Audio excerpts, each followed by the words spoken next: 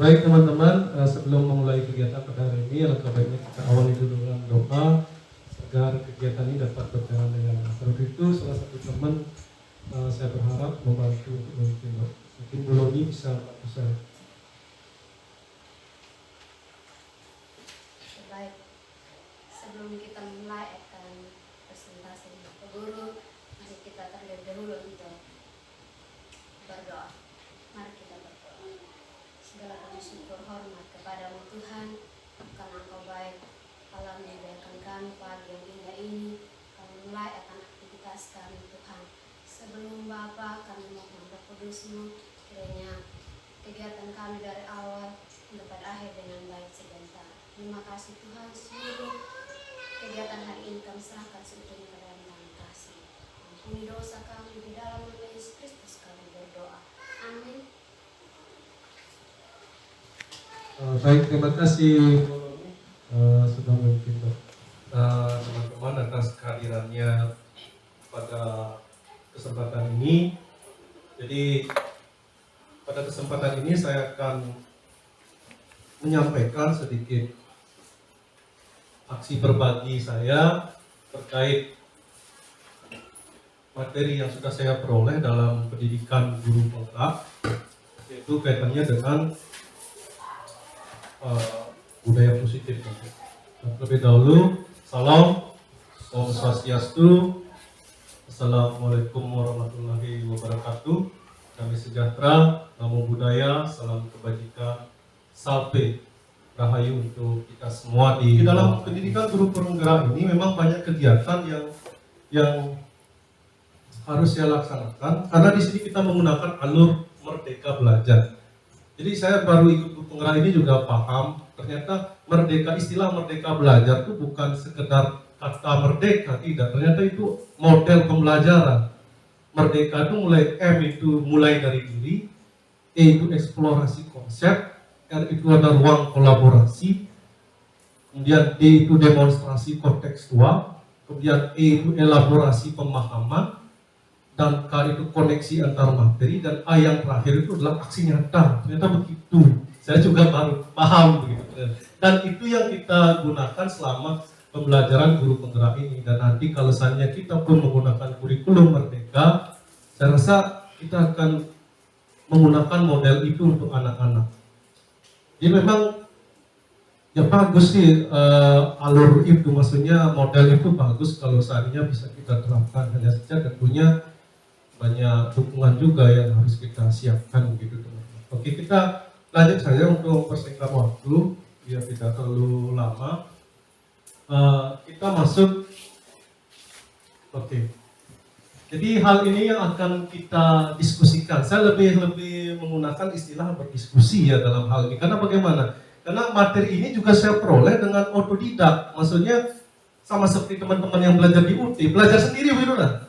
Jadi sejauh mana pemahaman saya, bisa saja yang saya pahami nanti lain dengan teman-teman yang pahami setelah saya jelaskan ini. Jadi saya berharap juga teman-teman nanti ikut menyumbangkan pemikirannya terkait materi ini. Karena ini yang saya pahami, yang saya bagikan ke teman-teman. Nanti bisa saja yang teman-teman pahami setelah saya bagikan ini lain lagi gitu. Nanti itu yang kita bisa diskusikan, atau teman-teman nanti ada pertanyaan-pertanyaan, kita saling mengisi begitu.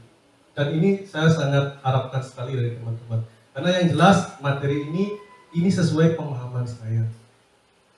Memang sih kita difasilitasi saat video konferensi kadang dijelaskan sedikit-sedikit, tapi tidak banyak yang dijelaskan. Nah, nanti dalam budaya positif ini ada disiplin positif, kemudian motivasi, kemudian keyakinan kelas, posisi kontrol, dan segitiga restitusi. Nanti yang menarik di sini teman-teman, posisi kontrol dan segitiga restitusi. Nanti ini ada videonya, saya langsung tampilkan nanti videonya. Bagaimana kita posisi kontrol kita sebagai guru, dan bagaimana penanganan siswa yang bermasalah. Atau saat menangani kasus-kasus siswa menggunakan segitiga restitusi.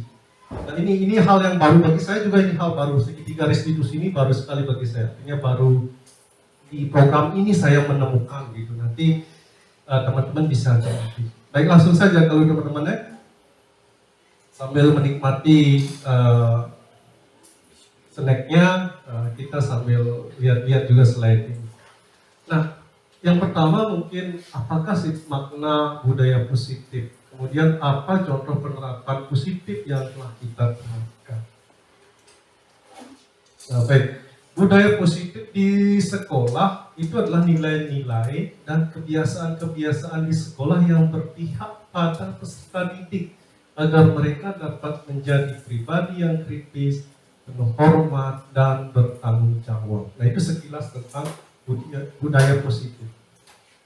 Nah, kemudian selama saya mengikuti guru penggerak ini, ternyata ada beberapa paradigma perubahan yang harus kita pahami, teman-teman.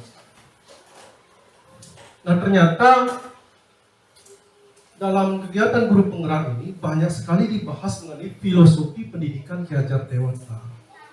Jadi sebenarnya kita memiliki tokoh yang sangat hebat di bidang pendidikan. Selama ini kan waktu kuliah, mungkin teman-teman juga termasuk saya, kita kan cenderung mengadopsi filsafat dari luar negeri, dong.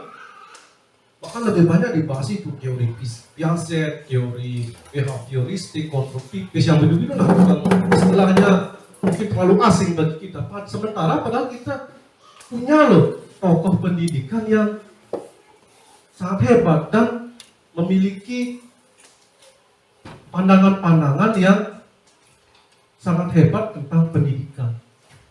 Nah, mulai dari yang pertama itu bahwa siswa itu bukan, beliau berpandangan bahwa siswa itu bukan tabula rasa. Tabula rasa ini maksudnya kertas kosong. Nah, ini kan di perkuliahan juga kita dapat tuh, kalau yang di bidang pendidikan pasti dapat ini di pedagogiknya. Kita dapatkan ini, tapi jarang yang membahas tentang Ki Hajar Dewantara ini, gitu. Tidak terlalu mendalam, padahal beliau punya tulisan-tulisan, pandangan itu banyak sekali. Kalau kita bercermin dari beliau saja sebenarnya kita sudah mencakup apa yang pandangan-pandangan yang dari luar itu, karena tidak kalah hebatnya. Nah, yang berikutnya, semua anak terlahir dengan bakatnya masing-masing. Nah, ini maksudnya bahwa anak-anak kita harus menyadari bahwa mereka lahir sudah dengan bakat masing-masing. Ini yang harus kita pahami. Ini sekedar untuk menyadarkan kita, itu maksudnya. Filosofi ini saya sampaikan secara singkat saja. Kemudian yang kedua, dalam pandangan beliau ini, Ki Hajar Dewantara itu mengupayakan pendidikan budi pekerti. Nah, itu bahkan beliau dari dulu zaman setelah kolonial itu, bahkan zaman setelah kemerdekaan itu beliau sudah mencetuskan hal ini, bahwa budi pekerti itu ternyata penting sekali. Selanjutnya, bahwa tugas guru itu telah menuntun bakat tersebut agar anak tumbuh dengan selamat dan bahagia. Bahkan beliau punya prinsip atau mengibaratkan kita harus menghamba pada anak. Jadi saking harus mengabdinya kita kepada anak, beliau menggunakan istilah menghamba pada anak. Ya, maksudnya bukan berarti menghamba kita sebagai babu, tidak. Artinya kita harus memenuhi kebutuhan anak tersebut. Nah, mungkin teman-teman kita di sini berpikirnya ideal dulu ya. Kita berpikir ideal, walaupun nanti di realnya di lapangan kadang ada beberapa hal yang sulit kita terapkan. Tapi ini kita berpikir ideal dulu, anggaplah bermimpi, bermimpi untuk jadi guru yang ideal. Nah, kemudian beliau juga mengibaratkan bahwa kita itu sebagai petani, kemudian anak itu ibarat biji jagung. Nah, ini ada juga di tulisannya di buku beliau. Jadi seperti ini, bahwa anak ini dianggap biji jagung, bahwa biji jagung ini kalau kita tanam, ya tumbuhnya akan jadi jagung. Tidak mungkin akan jadi padi, tidak mungkin akan jadi ubi, tidak mungkin akan jadi tanaman yang lain. Maksudnya apa? Jadi peran kita di sini sebagai guru, ya bagaimana merawat dari mulai kita taruh biji ini di tanah, bagaimana kita mulai menyiapkan lahannya, kemudian setelah dia bertunas atau tumbuh, bagaimana kita merawatnya, memupuknya, agar dia betul-betul menjadi jagung yang unggul begitu. Karena bisa saja, ini kan kita buang saja itu biji juga tumbuh, nah begitu. Tapi kan kadang tumbuhnya tidak maksimal, baik kalau dia jatuhnya di tanah yang banyak pupuknya. Ya dia jatuh sendiri, dia akan bagus tuh buahnya. Tapi ketika dia jatuh di tanah yang kering, di bebatuan, nah itu mungkin yang tidak memaksimalkan pertumbuhan jambungnya. Nah demikian juga siswa. Berarti tugas kita apa? Nah, berarti kita kan harus menyiapkan lahan ya berarti lingkungan sekolah ini yang baik atau yang nyaman untuk mereka sehingga bisa berkembang. Demikian juga dalam perkembangannya selama dia menempuh pendidikan di sekolah kita. Nah selanjutnya ada istilah kodrat alam dan kodrat zaman. Ini secara singkat saja, sebenarnya ini materinya di modul 1.1 saya dapat, dan itu khusus membahas filsafat pendidikan Ki Hajar Dewantara. Tapi di sini saya sampaikan hanya sekilas saja, biar teman-teman ada pandangan sedikit atau perubahan pandangan sedikit terkait bagaimana kita melayani anak. Nah, kodrat alam dan kodrat zaman. Kodrat alam ini maksudnya di mana anak itu tumbuh dan berkembang. Jadi sesuai dengan lingkungan. Ya, jadi kita harus menyadari bahwa anak yang lahir di keluarga yang harmonis tentu karakternya akan berbeda dengan anak yang lahir di keluarga yang tidak harmonis. Anak yang lahir di keluarga kaya itu akan beda dengan anak yang lahir di keluarga tidak kaya atau kurang mampu. Apalagi kalau orang tuanya tidak jelas. Nah itu tentu akan berbeda sekali karena mungkin ini harus kita sadari. Kemudian kodrat zaman, ya kodrat zaman ini berarti sesuai dengan isi dan irama. Isi dan irama ini maksudnya sesuai dengan perkembangan zaman. Jadi anak yang kita mungkin pernah berpikir, kalau dulu kita itu takut sekali sama guru, kita dari jauh saja lihat guru, sudah takut. Itu zaman kita dulu. Mungkin zaman sekarang sudah beda lagi, gitu dok. Nah, dan ini yang harus kita maklumi dan kita sadari supaya kita tidak terus-terusan berpedoman pada sistem yang sudah berlalu, gitu. Memang sudah zamannya sekarang berbeda. Nah, bagaimana kita mengadopsi zaman-zaman sekarang itu untuk memberikan keterampilan pada anak. Mungkin itu maksudnya kodrat zaman yang saya pahami ya. Nah kemudian Ki Hajar Dewantara sudah juga memiliki pandangan bahwa guru itu harus betul-betul berpihak pada anak. Nah, ini sama dengan konsep menghamba tadi. Konsep menghamba terhadap anak ini artinya kita harus berpihak betul pada anak. Memang berat sekali tugas kita sebagai guru. Bisa apalagi dengan ya artinya berbagai faktor kita secara pribadi sebagai guru tentu ini membutuhkan emosional yang stabil, harus stabil kita sebagai guru untuk mendidik anak supaya bisa mewujudkan filsafat-filsafatnya Ki Hajar Dewantara ini.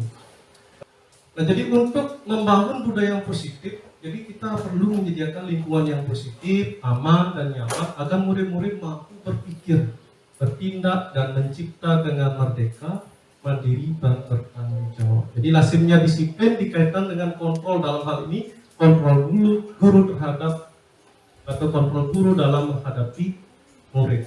Nah, kita masuk ke dalam disiplin. Nah, apa sih makna disiplin? Nah, saya jelaskan saja dulu sedikit ya. Jadi kata disiplin ini sering dikaitkan dengan tata tertib, kemudian teratur dan kepatuhan pada peraturan. Nah, kata disiplin juga sering dihubungkan dengan hukuman. Padahal sebenarnya itu sungguh berbeda karena belajar dengan disiplin tidak harus dengan memberi hukuman. Justru itu adalah salah satu alternatif terakhir dan kalau perlu tidak digunakan sama sekali.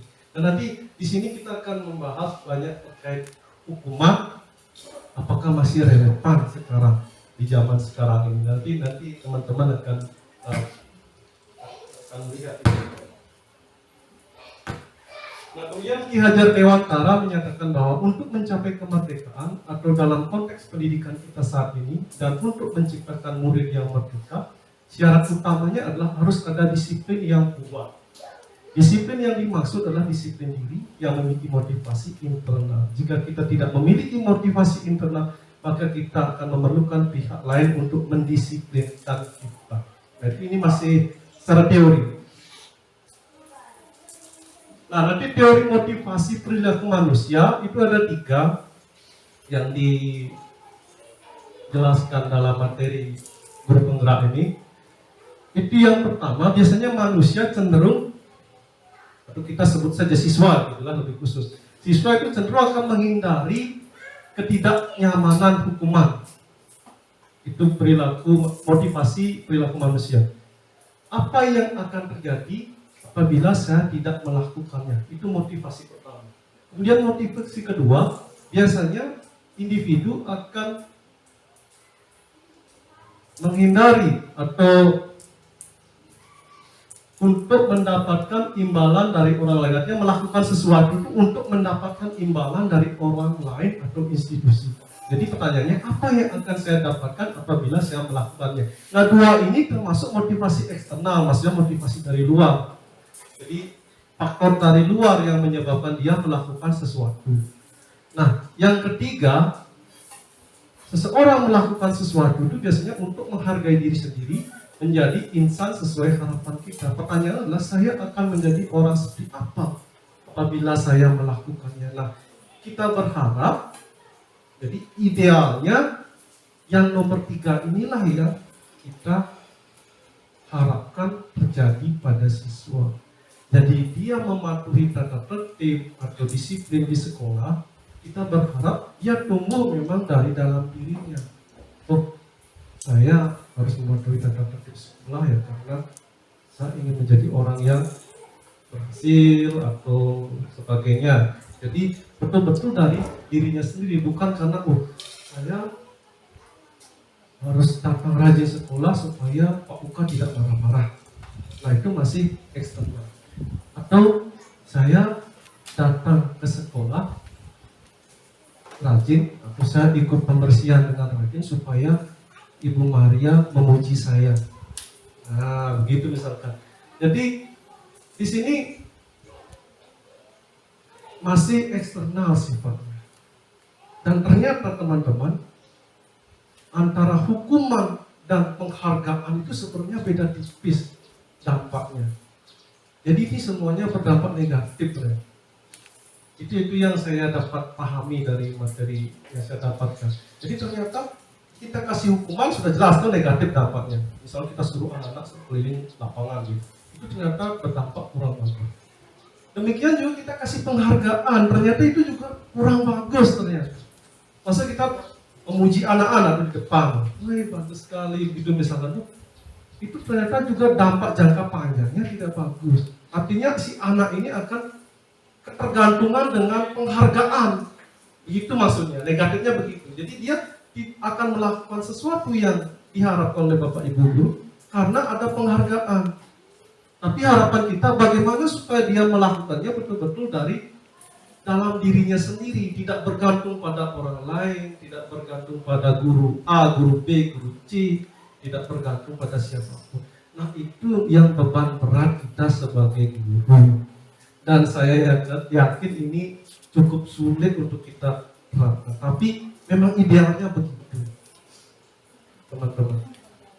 Bagaimana kita menumbuhkan supaya anak-anak ini termotivasi dari dirinya sendiri untuk mengikuti atau melaksanakan disiplin-disiplin yang kita terapkan di sekolah. Oke, itu teman-teman, sekedar kita pahami ya, itu teori ini kan baru teori motivasi perilaku manusia, supaya kita paham itu maksudnya. Oke, nanti di dalam budaya positif ini, di dalamnya nanti termuat lingkungan yang positif. Bagaimana kita menciptakan lingkungan positif. Nah, lingkungan yang positif ini di dalamnya nanti ada keyakinan kelas dan peraturan kelas. Nah, di sini juga saya ada 4 materi baru. Ada keyakinan kelas. Yang selama ini kan kita pahami peraturan. Ternyata menurut teori yang sekarang banyak digunakan, bahkan di kurikulum Merdeka Belajar, itu nanti kita diharapkan mampu membuat keyakinan kelas, bukan peraturan kelas lagi. Nah, apa nanti perbedaannya? Sebentar akan dipaparkan. Kita lanjut. Nah, pertama kita keyakinan kelas dulu. Keyakinan kelas ini adalah nilai-nilai kebajikan atau prinsip-prinsip universal yang disepakati secara bersama, secara universal, lepas dari latar belakang suku, negara, bahasa maupun agama.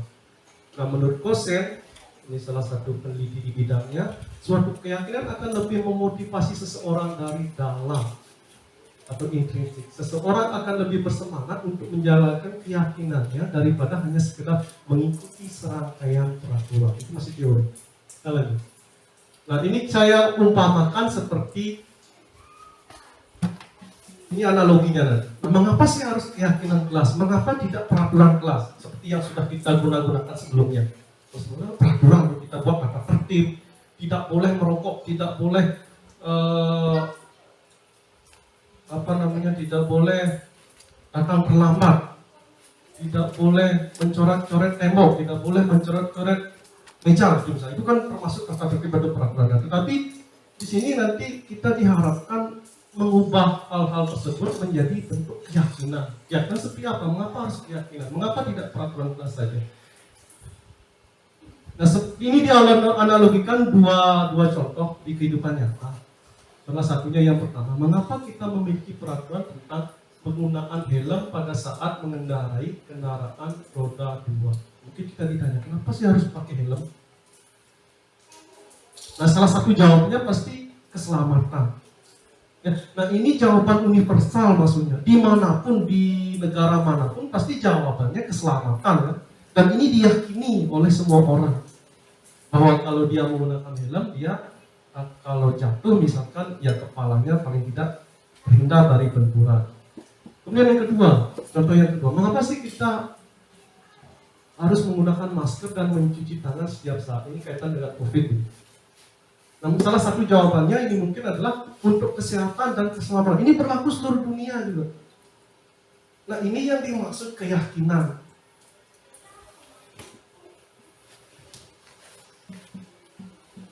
Ya, jadi nilai-nilai keselamatan atau kesehatan inilah yang kita sebut sebagai suatu keyakinan, yaitu nilai kebajikan atau prinsip-prinsip universal yang disepakati secara bersama secara universal.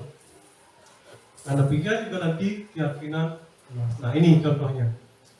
Kalau peraturan itu kan, contoh misalnya, selalu kembalikan buku ke tempatnya. Nanti keyakinan kelasnya yang dituju, ini biasanya tanggung jawab. Jadi nilai-nilai keyakinan ini, tanggung jawab ini kan universal sifatnya. Jadi memang bersifat lebih abstrak ya, lebih bersifat hayalan. Abstrak itu hayalan tuh. Masih bersifat abstrak ya, tapi berlaku universal. Kemudian ini, dilarang mengganggu orang lain. Nah, ini keyakinan yang tujuh nanti menghormati orang lain dan diri sendiri. Nanti ada cara kalimatnya, ada contohnya sebentar. Kemudian hadir di sekolah 15 menit sebelum pembelajaran. Nah, ini juga yang dituju nilai-nilainya adalah menghormati orang lain, komitmen atau berkomitmen. Kemudian dilarang melakukan kekerasan. Nah, berarti ini yang dituju keselamatan, menghormati orang lain. Kemudian dilarang menggunakan narkoba. Berarti ini nanti arahnya adalah keyakinan yang tujuh adalah kesehatan. Kemudian pergantian atau menunggu giliran, antre. Jadi ini berarti yang dituju menghormati orang lain, kesabaran. Dan gunakan masker seperti tadi, kesehatan dan keselamatan. Kemudian jangan berlari di kelas atau koridor. Ini keselamatan dan keamanan. Jadi begini teman-teman. Perbedaan antara peraturan dengan keyakinan, kalau peraturan biasanya menggunakan kata-kata cenderung kalimat negatif. Ya, mungkin Pauka yang lebih paham di bahasa Indonesia, maksudnya dilarang, jangan, tidak. Nah, itu kalimat negatif, betul Pauka ya? Ya, itu jadi kalimat negatif. Tetapi kalau di keyakinan kelas, nah ini yang contohnya. Nah, seperti ini contohnya. Misalkan keyakinan kelas 1 SD. Setiap anggota kelas perlu belajar. Jadi kalimat-kalimat positif ya. Nah, itu yang kita buat di kelas. Mungkin ini nanti bisa kita berkolaborasi dengan masing-masing wali kelas. Kita buat keyakinan kelas, kita tempel di kelas. Keyakinan kelas itu tidak perlu banyak teman-teman. Mungkin bisa 3 poin saja misalkan yang dimunculkan apa. Misalnya Pak Uka sebagai wali apa yang diinginkan? Tanggung jawab. Terus apa misalnya? Menghormati. Terus apa misalkan? Religius itu misalkan. 3 saja, tidak usah banyak-banyak. Beda halnya dengan peraturan kan besar berkata tidak boleh merokok, tidak boleh cepet datang tepat waktu dan seterusnya, banyak sekali kan. Tapi kalau ini kita beberapa saja yang dianggap perlu teman-teman kembangkan atau tumbuhkan di kelas masing-masing. Contoh misalkan, kalau di kelas 7 misalkan, itu ada hanya 3 saja. Hormat. Kami meyakini bahwa sangat penting untuk menghormati semua orang dan barang milik orang lain. Berarti di sana kan sudah menjabarkan banyak, tidak boleh mencuri, tidak boleh mengganggu teman saat belajar, itu banyak sekali di sana. Jadi itu bedanya antara peraturan dan keyakinan. Kemudian keyakinan di kelas 5 misalkan, senantiasa menjadi diri terbaik, percaya dan menghormati orang lain serta barang miliknya, berkomitmen terhadap setiap tugas. Nah, ini berarti otomatis kan kumpul tugas tepat waktu, terus mengerjakan PR di rumah gitu, misalkan tidak ada mengerjakan PR di sekolah, berarti termasuk itu gitu. Nah, itu beda antara keyakinan dan peraturan. Nah, di dalam kurikulum nanti, kurikulum Merdeka ini kita diharapkan lebih cenderung ke keyakinan kelas, bukan peraturan lagi itu, teman-teman. Dan nanti ini kita bisa berkolaborasi. Memang di dalam guru penggerak ini, pendidikan guru penggerak ini ada hal baru yang saya dapatkan juga, itu istilah kolaborasi, teman-teman. Jadi kita memang sudah tidak zamannya lagi berjalan di rel masing-masing. Misalnya si guru A merasa hebat, guru B merasa hebat, dia tidak mau berbagi, tidak zamannya lagi. Seperti ini sudah, macam saya dapat ilmu, saya bagikan ke teman-teman. Nanti untuk aplikasinya kita kolaborasi. Jadi di sana tidak ada guru yang hebat, guru yang tidak hebat. Biar PNS, non PNS, kita pokoknya tidak melihat status di sana, teman-teman. Karena ini kita memiliki tanggung jawab yang sama, saya rasa. Jadi kita tidak ada perbedaan status. Jangan status menjadikan kita tidak mau berkolaborasi. Nanti ke depan kita berharap, memang selama ini kalau untuk di SMP Okatana saya rasa kolaborasinya sudah cukup bagus. Ya, jadi teman-teman, mungkin karena teman-teman masih kebanyakan masih muda-muda ya, jadi memang di zamannya sekarang, jadi gampang untuk kita ajak berkolaborasi, teman-teman. Sangat mudah kita ajak berkolaborasi. Nah, mudah-mudahan ini sebagai langkah awal nanti, apalagi kalau kita nanti menggunakan kurikulum Merdeka, memang kita harus berkolaborasi. Tidak ada lagi, tidak zamannya lagi kita berjalan di masing-masing rel. Jadi untuk mencapai tujuan itu kita memang harus bersama-sama. Jadi ketika ada permasalahan di kelas, kita harus pecahkan secara bersama-sama. Kita harus sering diskusi. Itu sih harapan dari ini dalam materi yang saya dapatkan untuk apa membuat kesempatan kelas. Jadi contohnya, jadi nanti bisa menggunakan stick note, bisa teman-teman nanti dalam tahun depan kita anggarkan saja nanti stick note supaya Bapak Ibu Wali bisa membuat kesepakatan kelas. Atau kalau mau kesempatan kelasnya langsung di print saja, kita tempel di kelas masing-masing. Nanti bisa berkolaborasi dengan teman-teman. Nah, kemudian nanti dalam membuat kesepakatan kelas ini, teman-teman, bukan kita yang menentukan. Nah, itu yang harus dipahami. Tapi kita menentukan bersama-sama dengan anak. Dalam menentukan kesepakatan kelas ini, maksudnya keyakinan kelas tadi dituangkan di sana. Jadi teman-teman mengajak anak-anak untuk membuat kesepakatan kelas, misalkan datang tepat waktu, tapi kita arahkan supaya menggunakan kalimat-kalimat positif. Tidak apa sih, mereka suruh saja apa yang tidak boleh atau sebaiknya kalian lakukan selama pembelajaran 1 semester ke depan misalnya, atau selama 1 bulan ke depan gitu misalkan. Ini tidak dibatasi waktu, bisa saja 1 minggu ke depan gitu kita buat kesempatan kelas. Kalau teman-teman tidak mau repot, misalkan 3 bulan lah misalnya, 3 bulan ke depan gitu, nanti kita evaluasi lagi. Jadi anak-anak menuliskan, sudah bisa melalui kertas tuh menuliskan apa yang mereka harapkan selama ke depan ini dalam pembelajaran, nanti supaya dia meyakini juga kesepakatan yang telah dia buat. Nanti Bapak Ibu guru bisa evaluasi secara bersama dengan anak-anak. Kalau misalkan dia masih menggunakan kalimat negatif, atau guru bisa ubah, atau Bapak Ibu guru bisa ubah jadi kalimat positif. Misalkan teman-teman menulisnya atau anak-anak menulisnya, tidak boleh datang terlambat. Itu misalkan dia tulis, berarti Bapak Ibu tugasnya adalah mengubah jadikan kalimat positif. Datang tepat waktu setiap hari. Nah, itu salah satu contohnya. Nanti ini bisa teman-teman evaluasi sesuai batas waktu yang teman-teman inginkan. Kalau mau tidak repot, misalkan berlaku 1 semester, boleh juga kan. Kalau masih ingin ada revisi 3 bulan, atau mau tiap minggu, atau mau tiap hari pun boleh. Asalkan tergantung waktu teman-teman dan kesiapan teman-teman. Itu sih yang saya pahami teman-teman dalam membuat kesepakatan kelas ini. Nah ini biasanya memang sih enaknya kalau ada stick note kita bisa pakai stick note, cuma kan kalau stick note itu tidak bertahan lama dia pasti lepas lagi. Tapi lebih bagus nanti ketik saja teman-teman dan bisa ditempel. Dan ini bisa saja tidak harus perwali juga bisa. Misalkan Pak Uka mau bahasa Indonesia, Pak Uka ingin membuat kesepakatan kelas sendiri dengan siswa, buat juga. Dan tinggal tempel kesepakatan kelas bahasa Indonesia. Gitu. Apa yang Pak Uka inginkan? Aku misalkan di awal pembelajaran harus ada literasi, gitu misalkan. Kan bisa Pak Uka buat. Artinya ketika anak-anak membaca keyakinan kelasnya sendiri atau kesepakatan kelas sendiri, dia termotivasi untuk melaksanakan itu. Berarti ketika dia tidak melaksanakan itu, kita tanya kembali ke mereka. Nanti ada di cara-cara di segitiga restitusi bagaimana menangani anak-anak yang melanggar kesepakatan kelasnya sendiri. Nanti ada di sana. Itu di sana kita.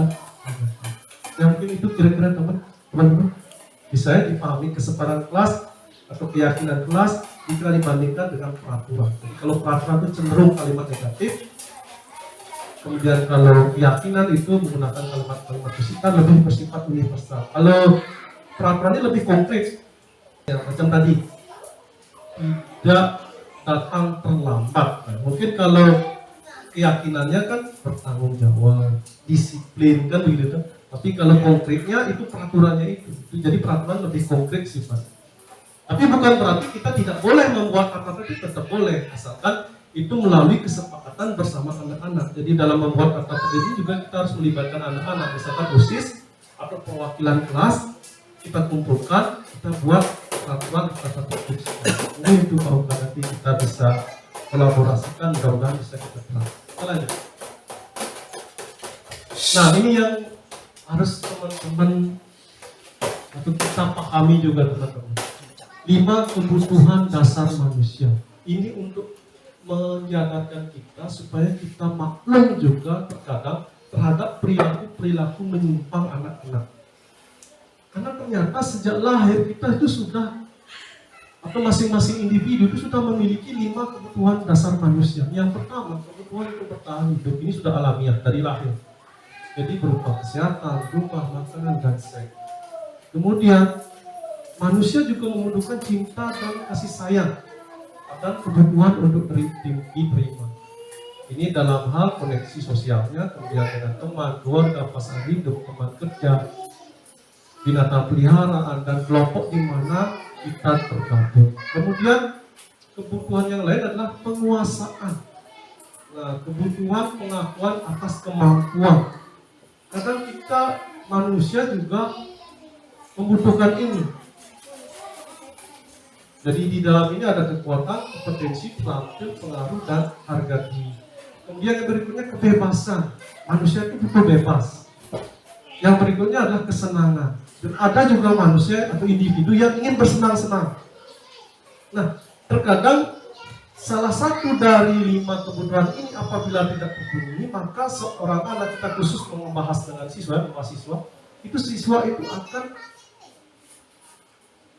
apa istilahnya melakukan perilaku menyimpang biasanya. Contoh ya, ini contoh. Nah ini kebutuhan dasar manusia masih seperti tadi. Ini diagram ada 5. Oke, ini contoh. Ibu Ani, guru kelas 5 di SD Tritahati, sedang bingung menghadapi ulah salah satu murid di kelasnya Agus. Beberapa anak telah datang dan mengeluhkan Agus yang seringkali meminta bekal makan siang mereka dengan paksa. Jika Anda menghadapi situasi seperti ini, apa yang akan Anda lakukan? Menurut Anda kira-kira apa alasan Agus melakukan ini? Nah ini akan menjawab dari 5 kebutuhan tadi. Oke. Dalam konteks penerapan pendidikan positif, Ibu Ani sebaiknya mencari tahu alasan Agus melakukan tindakan tersebut agar mengetahui kebutuhan mana yang sedang berusaha dipenuhi Agus. Nah ini seandainya ya untuk memahami teman-teman kebutuhan mana sih yang tidak dipenuhi. Apabila yang A, yang pertama jawabannya adalah jawaban Agus itu adalah Ibu, karena saya lapar Bu dan orang tua saya tidak mau bawakan bekal. Berarti kebutuhan Agus yang tidak terpenuhi adalah bertahan hidup. Makanya dia mengganggu temannya sendiri. Kemudian apabila jawaban Agus, ia senang temannya jadi memperhatikan dia. Ya, maksudnya dia mencari perhatian gitu. Berarti kebutuhan yang dia tidak penuhi adalah cinta dan kasih sayang. Kemudian apabila jawaban Agus merasa hebat karena temannya jadi takut dan turut sama dia, berarti dia ingin kekuasaan. Kalau di kelas misalkan ada anak-anak yang cenderung ingin mendominasi, terus ingin dia yang memimpin, nah itu berarti kebutuhan yang dia inginkan itu adalah kekuasaan gitu. Berarti kita bisa menjadikannya ketua kelompok, misalkan jadikan ketua kelas, misalkan itu maksudnya tindak lanjut kita gitu. Dan saya rasa sih ini teman-teman sebenarnya sudah melakukan, hanya saja secara teori saja kita tidak tahu gitu. Kalau yang hal ini saya yakin teman-teman sudah melaksanakannya gitu. Kemudian yang berikut, misalkan saya merasa bosan dengan bekal yang dibawakan ibu karena selalu membawakan bekal yang sama, berarti dia membutuhkan kebebasan. Ya. Dia ingin bebas, maksudnya ingin ada variasi. Gitu. Terus yang terakhir, apabila jawabannya dia pisang saja Pak, atau pisang saja saya Bu, berarti dia ingin senang-senang dia anak. Nah gimana tindak lanjut kita? Itu yang mungkin perlu kita pahami. Gitu. Berarti dia ingin senang-senang. Gitu. Ya kan di kelas kan kadang banyak kita temui begitu no? Anak-anak. Terutama sih yang paling sering ini kekuasaan ini, apalagi kalau yang tingkat remaja kelas 9, dia biasanya kekuasaan ini yang dia harap. Nah itu teman-teman terkait 5 kebutuhan dasar, maksudnya supaya kita sadar ketika ada anak-anak yang menyimpang, nanti ya, saya ingat waktu kita diskusi dengan Bapak Guru ternyata pasti ada 5 kebutuhannya tidak dipenuhi, makanya dia nakal seperti itu. Nah itu maksudnya supaya kita setidaknya tidak gegabah melakukan tindakan, tidak langsung main hakim sendiri gitu. Artinya kita sadari dulu. Memang sih kembali seperti yang saya sampaikan tadi, tergantung kondisi hati kita kadang saat mendidik anak-anak kan. Kalau kita sudah kenyang, apalagi di rumah tidak ada masalah, apalagi saku masih kencang, biar anak jungkir balik di lapangan buat masalah juga kita santai-santai saja masih bisa ngopi, kan begitu logikanya. Tapi ketika hal-hal itu kan juga berbanding kebutuhan kita, karena kita juga ada kebutuhan kan. Kita sebagai guru juga ada kebutuhan, maksudnya kebutuhan senang, bertahan hidup itu juga kita harus memenuhi. Ketika itu juga kita tidak terpenuhi, ketemu lagi masalah di lapangan anak-anak, sudah habis sudah kita lapis sudah kan begitu.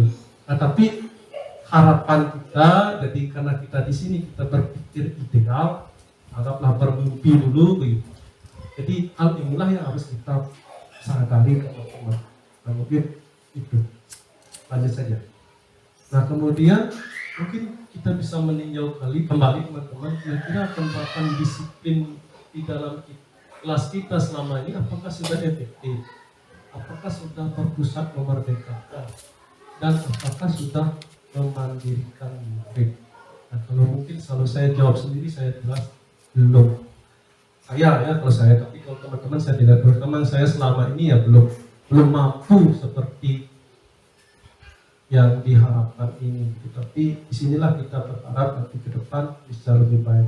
Nah ini teman-teman, ini yang materi yang menarik bagi saya. 5 posisi kontrol.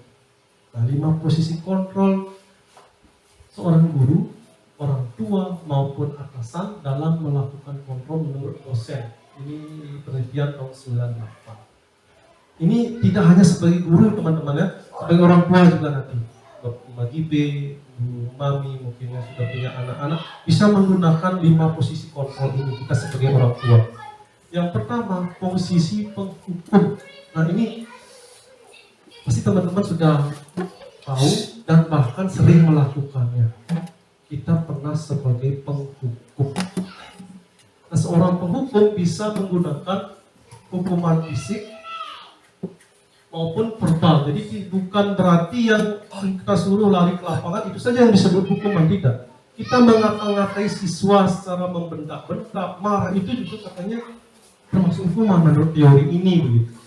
Jadi orang-orang yang menjalankan posisi penghukum senantiasa mengatakan bahwa sekolah merupakan sistem atau alat dapat menekan murid-murid lebih dalam lagi. Jadi sifatnya kalau posisi penghukum ini kita lebih sifat menekan atau memaksa, dan cenderung hanya cara kita yang benar.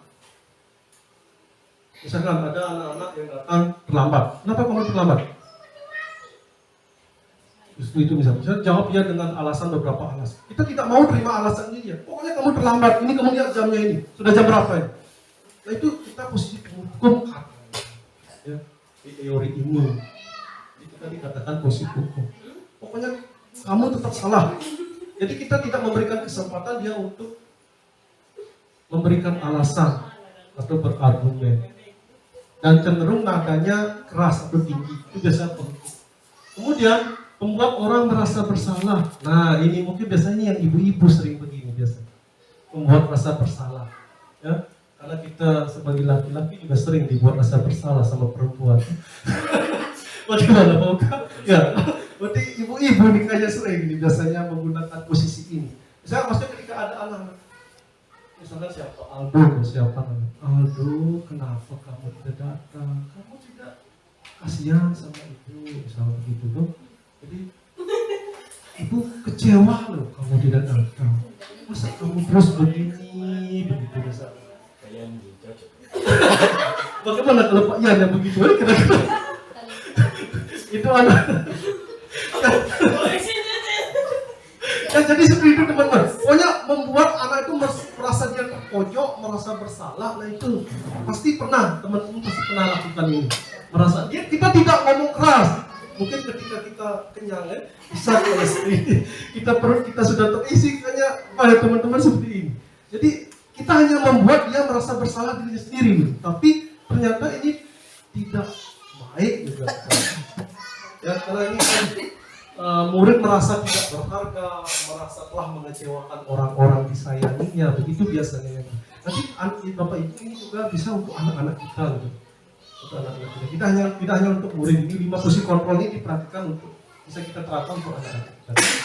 Nah kemudian yang berikut sebagai teman. Nah ini biasanya yang guru-guru muda biasanya begitu. Ya guru-guru muda banyak bisa menerapkan posisi teman ini. Jadi ayolah bantu Bapak. Jadi Bapak dimarahi sama kepala sekolah loh. Ya Pak, ya bantu ya. Kamu besok jangan terlambat lagi ya. Itu misalkan. Ya nadanya juga datar gitu. Tapi seolah-olah akrab gitu loh, akrab. Ya, bisa kan bantu ya, ya besok ya. Besok ingat ya. Besok datang jam sekian supaya kamu tidak terlambat. Besok bersihkan nanti kalau piket kamu bersihkan memang. Ya jangan sampai dulu kepala sekolah datang. Nah, begitu misalkan. Jadi kita seolah-olah akrab dengan dia. Ini memang bagus tapi apa istilahnya, tapi kalau untuk jangka panjang kurang bagus karena dampaknya nanti begini, dia akan mau mengindahkan atau melaksanakan yang kita harapkan hanya waktu-waktu tertentu dan saat ada guru bersangkutan. Begitu sih katanya. Ya, mungkin benar ya karena ini pernah kita alami juga. Jadi begitu ada Pak Uka misalnya, ada Pak Uka akrab dengan anak-anak, ada Pak Uka dia mau, nanti Pak Uka tidak datang, kita kalah kabur. Ya, kita suruh berkali-kali tidak mau dia, tapi giliran Pak Uka datang baru begini suruh apa tadi sama Ibu Ratna? Oh iya, langsung belum ngomong, langsung jalan dia, itu maksudnya mungkin. Jadi dampaknya begitu dia, masih apa ekstrinsik, masih eksternal ya. Nah itu yang saya pahami, mungkin teman-teman juga memahami seperti itu. Saya tidak bacakan lebih panjang lebar karena teman-teman sudah bisa melihat di sana. Nah kemudian ini memonitor sebagai posisi monitor, pemantau, pengawas. Nah ini sudah hampir-hampir mirip seperti yang ideal nanti di sini. Jadi pada saat kita mengawasi, kita bertanggung jawab atas 100 orang, yang harus berdasarkan peraturan dan konsekuensi. Ini sudah kita mengedepankan konsekuensi. Ya misalkan pertanyaan yang muncul misalkan, kamu tahu peraturannya datang sekolah itu jam berapa? Nanti salah satu ada anak terlambat. Terus apa yang telah kamu lakukan ini? Nah, itu misalnya. Atau terus kalau kamu datang terlambat konsekuensinya apa? Kamu sudah tahu tata tertib sekolah. Nah itu jadi kita cenderung berdasarkan data biasanya. Jadi seorang pemantau mengandalkan perhitungan, catatan, data yang dapat digunakan sebagai bukti atas perilaku sekolah. Nah ini posisi ini akan menggunakan stiker, slip, catatan atau daftar cek. Jadi bisa jelas dia datanya. Dia ada daftar riwayat anak itu, misalnya dia langsung mengambil buku, gurunya ada catatan. Kamu kemarin juga datang terlambat. 2 hari lalu kamu datang terlambat. ini sekarang kamu datang terlambat. Bagaimana ini? Nah itu misalnya. Jadi kita masih bersifat data. Jadi emosi kita masih kelihatan stabil di sana. Ya. Nah, tapi ada lagi yang lebih ideal, teman-teman. Nanti kita lihat video. Ini berlaku atau berposisi sebagai manajer. Nah, ini yang idealnya. Tapi memang berat. Jadi guru murid itu mempersilahkan murid mempertanggungjawabkan perilakunya. Dia mendukung murid agar dapat menemukan solusi atas permasalahannya sendiri. Jadi kita kembalikan lagi ke siswa. Misal, gue contoh, anak-anak datang terlambat. Aldo, misal, Aldo, kenapa kamu datang terlambat? Ya, kan biasanya kemarin-kemarin kamu datang tepat waktu itu misal. Nanti dia akan menjawab. Jadi kita mulai menanyakan alasan, menenangkan dia itu dulu pertama. Kita tenangkan, dia langsung, bukan langsung datang sini Aldo kamu terlambat, lari. Nah begitu. Itu artinya itu kan hukum, tapi kita tenangkan dulu si anak ini. Jadi begitu ada anak mendapatkan masalah atau membuat masalah, kita panggil dia, kita kenalkan dulu. Itu maksud harapan yang di manajer ini. Setelah dia tenang, kita sudah stabil, baru kita ajak berdiskusi. Jadi intinya di sini adalah diskusi dengan anak. Jadi posisi manajer ini. Jadi contoh-contoh kalimat yang pernah tanya yang kita gunakan, misalnya apa yang kita yakini, apa kamu meyakininya, perilaku kamu ini, atau keyakinan mana yang telah kamu langgar, kesepakatan mana yang sudah kamu langgar dalam tingkah laku kamu ini, kemudian dan seterusnya. Jadi tugas manajer ini adalah membimbing dan mengembalikan murid tersebut ke kelompoknya dengan lebih baik dan kuat. Jadi tujuan kita adalah supaya dia mengembalikan ke posisi dia semula, maksudnya posisi yang baik. Jadi yang awalnya dia suka datang kemana, supaya kita mengembalikan dia ke posisi yang kita harapkan dan tanpa paksaan. Itu kayaknya sulit sekali ya. Tahukah? Mungkin sudah sekian tahun menangani siswa, kayaknya itu memang berat itu. Iya, jadi untuk sementara karena ini masih bersifat teori, kita terima saja. Mudah-mudahan kita bisa menerapkannya. Itu saja. Oke, saya akan tampilkan di sini sebelum lanjut nanti ke segitiga restitusi supaya teman-teman paham posisi kontrol ini. Ini ada contohnya.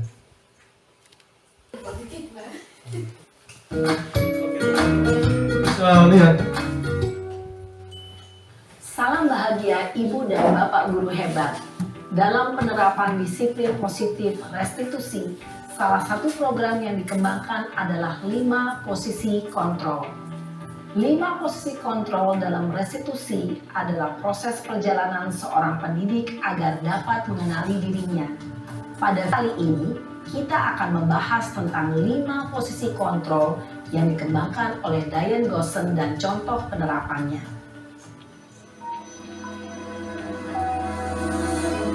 Jadi ini ada masing-masing posisi kontrol itu diterapkan. 5 posisi kontrol itu adalah 1. Posisi penghukum. 2. Posisi pembuat merasa bersalah. 3. Posisi teman. 4.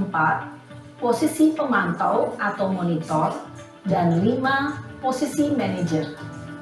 Untuk lebih memahami kelima posisi tersebut, mari kita saksikan kasus Naren yang terlambat hadir 20 menit di sekolah dan melihat bagaimana kelima posisi kontrol dalam menghadapi masalah tersebut.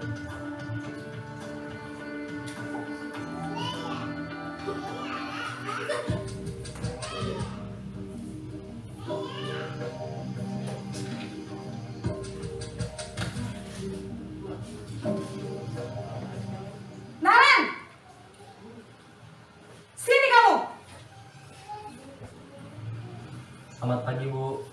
Selalu terlambat. Kamu deh, pasti terlambat. Maaf, Bu. Saya... Apa? Apa coba? Alasan kamu apa lagi? Kapan sih kamu tidak terlambat? Malas sekali ya kamu jadi anak. Saya...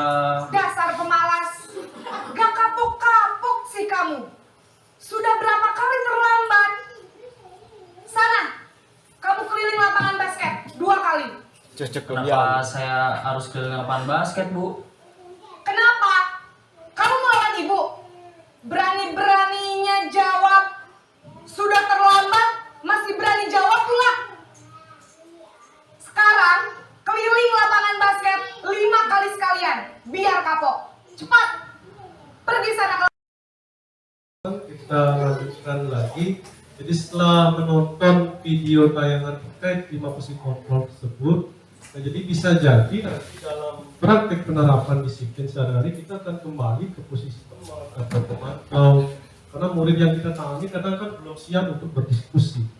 Karena kan kita realnya di lapangan, apalagi anak-anak di sini, paling kalau kita ada masalah kita panggil, paling jawabnya iya atau tidak, itu saja. Biar kita menekai, tanya dia akhirnya iya Pak, tidak, iya Pak, tidak, kan begitu tuh.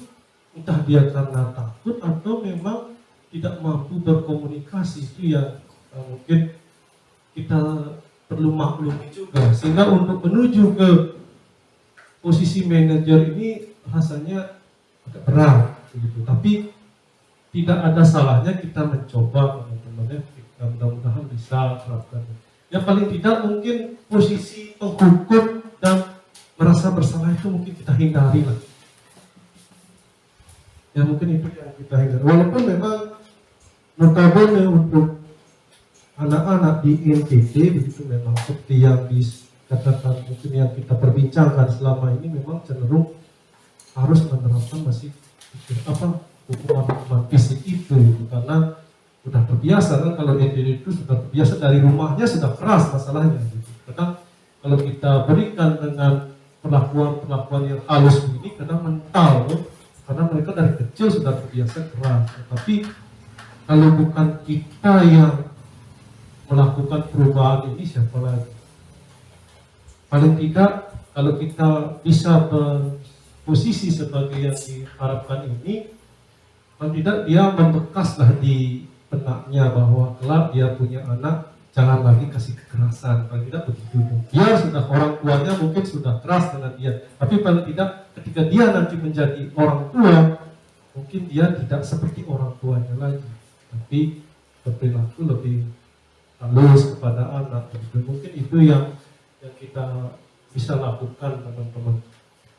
Jadi perlu disadari bahwa tujuan akhir dari posisi kontrol itu adalah pencapaian posisi manajer, di mana di posisi inilah murid dapat menjadi pribadi yang mandiri, merdeka, bertanggung jawab atas segala perilaku dan sikapnya yang pada akhirnya dapat menciptakan lingkungan positif, nyaman dan aman. Nah sekarang tinggal teman-teman menyikapi, tapi harapan saya sih posisi paling tidak posisi pertama itulah mungkin sudah kita kurangi.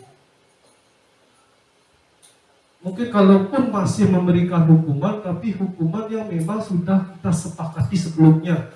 Artinya sudah dibuat konsekuensinya. Misalkan, kalau dia datang terlambat, kita memang sudah buat kesepakatan dulu konsekuensinya apa. Atau misalkan teman-teman yang di guru mata pelajaran, kalau dia tidak mengumpulkan tugas, konsekuensinya apa. Jadi supaya dia mematuhi konsekuensinya sendiri. Gitu.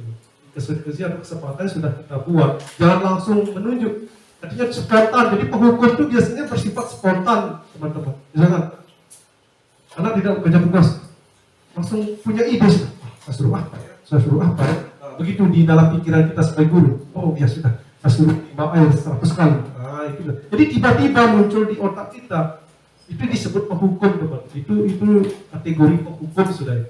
Tapi kalau sudah ada kesepakatan memang, misalkan dibuat di kesepakatan kelas, kalau kita tidak buat PR, ada teman-teman buat PR, apa konsekuensinya? Soal teman-temannya sudah sepakat ini semua. Untuk buat PR, buat tugas dari materi awal Bapak, itu misalkan, sampai akhir. Diselesaikan dalam waktu 3 hari, begitu misalkan. Jadi itu kan sudah kesepakatan, berarti dia harus kerja itu. Dan konsekuensinya lebih relevan, dan nyambung, jangan yang artinya kesalahannya misalnya tidak buat PR, tapi konsekuensinya misalkan lari keliling lapangan berapa kali, itu sudah kurang bagus untuk atau kurang berdampak baik terhadap anak. Nah itu sih yang dari teori-teori ini teman-teman yang saya pahami. Mungkin mudah-mudahan teman juga memahami hal yang sama seperti yang saya paham. Kita lanjut sekarang. Itu 5 posisi kontrol. Nah, sekarang segitiga restitusi. Jadi kebiasaan kita selama ini, bila ada orang yang berlaku salah kepada kita adalah langsung memaafkan atau membuat mereka tidak nyaman. Jadi kita cenderung hanya berfokus pada kesalahannya. Jadi daripada mencari cara memperbaiki mereka untuk memperbaiki diri. Jadi kadang kita langsung memaafkan, karena ada yang mungkin individu yang sifatnya pemaaf, itu cepat memaafkan. Kalau macam Pak Sadrak mungkin itu kan cepat memaafkan dia begitu. Ya, nah, tapi ada juga yang langsung membuat orang tidak nyaman dengan kesalahan yang telah dia perbuat. Nah, di sini mungkin kita sebagai guru dalam menghadapi siswa, kalau bisa tidak seperti itu.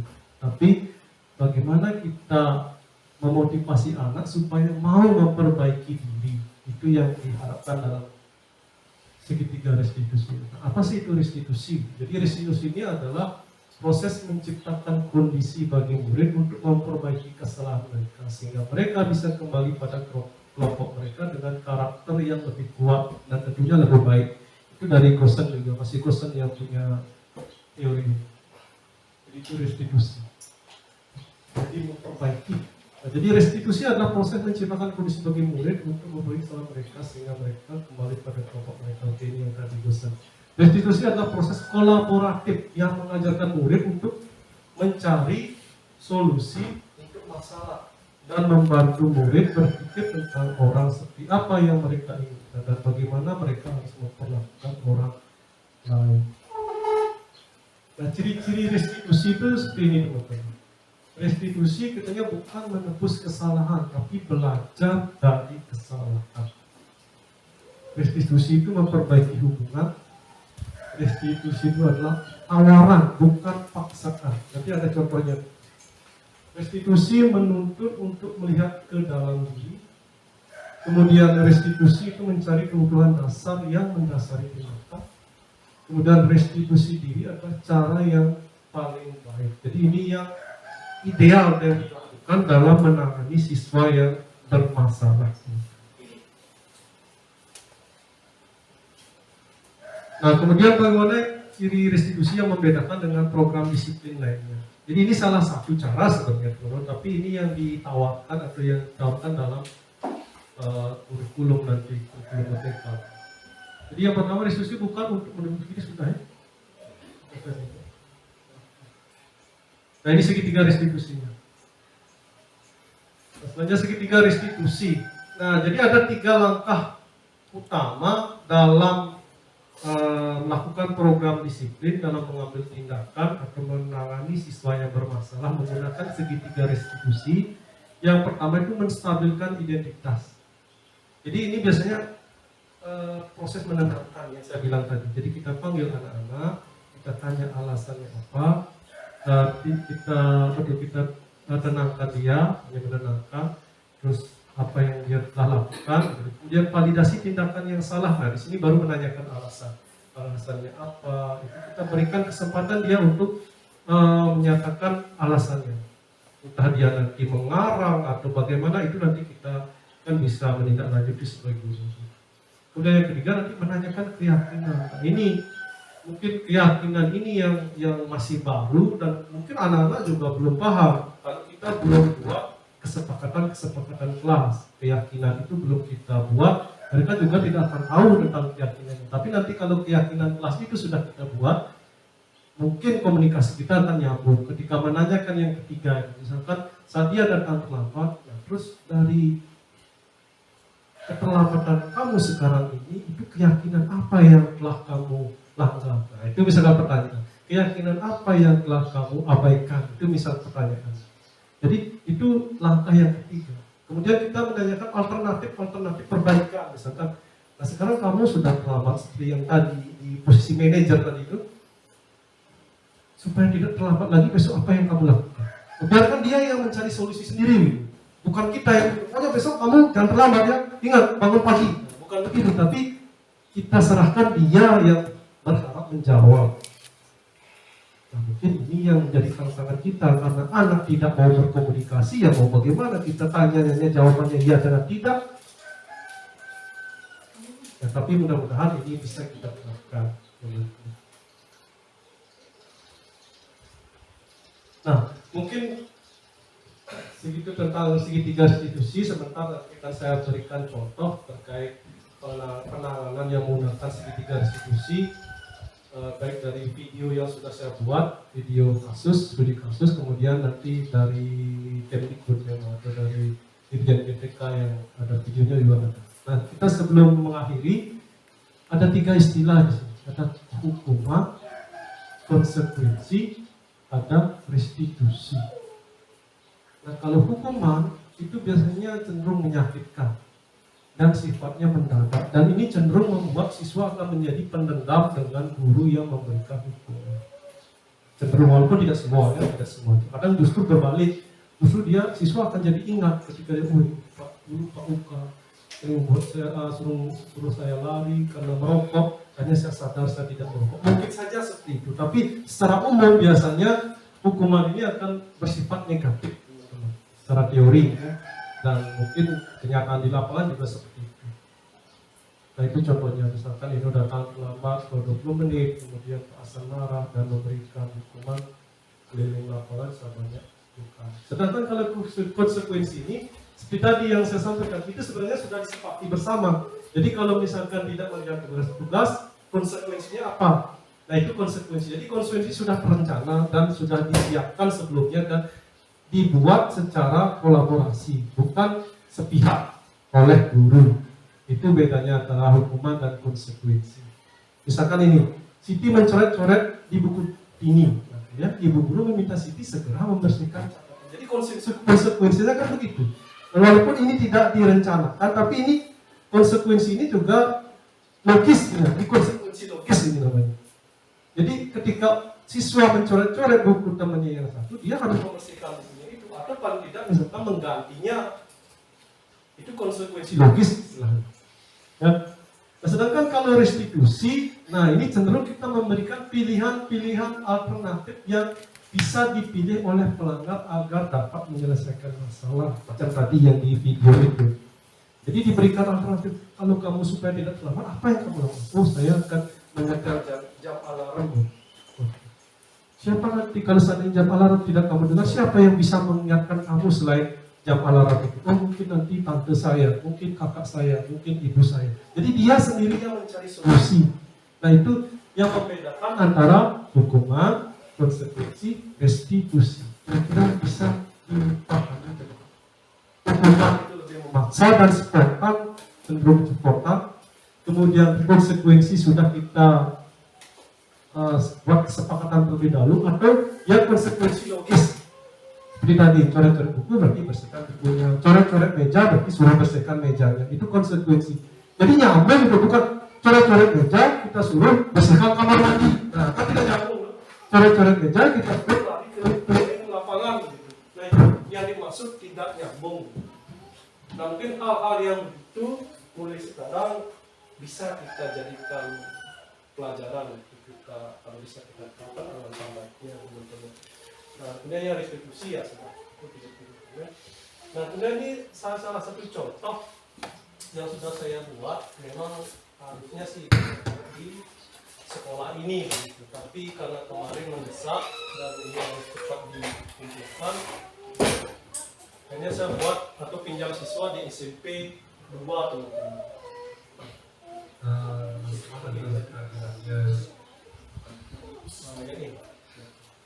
Ini bagaimana penerapan segitiga restitusi yang saya lakukan. Ini sebagai contoh saja. Jadi dalam demonstrasi kontekstual saya buat tugas ini menjelaskan restitusi, kemudian apa itu restitusi.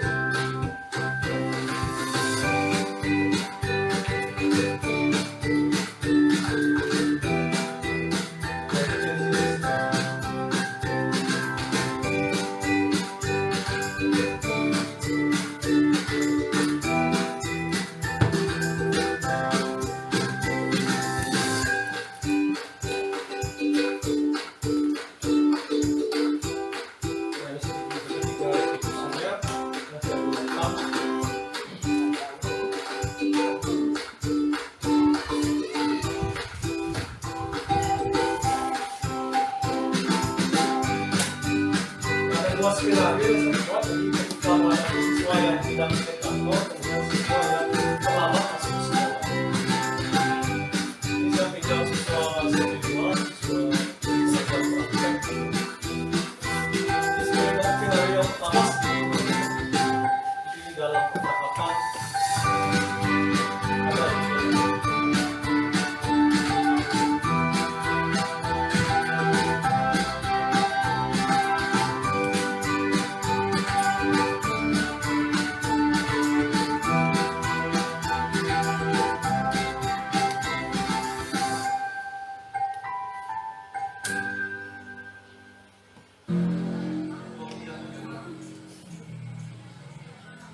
ini saya pinjam siswa, tapi memerankan nama siswa di sini. Di contoh papan.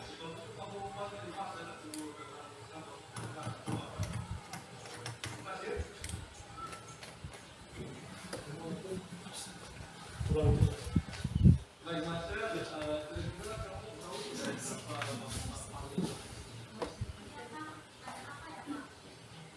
tadi Bapak mendapat laporan dari itu bahwasanya apa benar dia? Iya Bapak benar, maaf saya bersalah. Oke, baiklah, tidak apa-apa.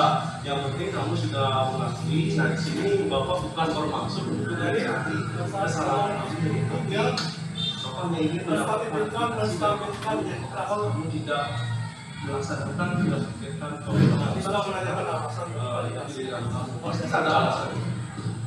Mohon maaf Bapak, tadi saya ada kesiangan dan saat saya sampai teman-teman sudah selesai pembagian. Oh, baik Pak Sir. Memang setiap orang itu pasti pernah melakukan yang namanya kesalahan. Karena kita akan manusia yang sempurna. Tapi lain kali kalau ada jadwal bikin terus juga. Nah sekarang Bapak mau tanya kira-kira dengan kejadian ini, ini menanyakan keyakinan atau kesepakatan mana yang sudah Marcel abaikan? Maaf, tanggung jawab Bapak.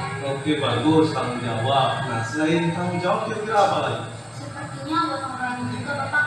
Oke, baiklah, Marcel. Nah, sehingga kamu sudah menyadari kekeliruan kamu ini, Bapak sangat mengapresiasi kejujuran kamu. Bapak berharap kejadian ini sih tidak terulang lagi. Iya Bapak, terima kasih. Saya berjanji tidak akan mengulanginya lagi. Oke, baiklah. Nah, kalau gitu kira-kira apa yang bisa Marcel lakukan agar kejadian ini tidak terulang lagi? Saya akan datang lebih awal untuk mendapat giliran piket Bapak. Baiklah, jika itu sudah menjadi kesanggupan kamu, Bapak sih berharap kamu bisa menjaga komitmen kamu ini. Nah, tapi sebagai konsekuensi karena kamu belum melaksanakan tugas di kantor, sebentar saat jam istirahat pertama, kamu melakukan kegiatan dari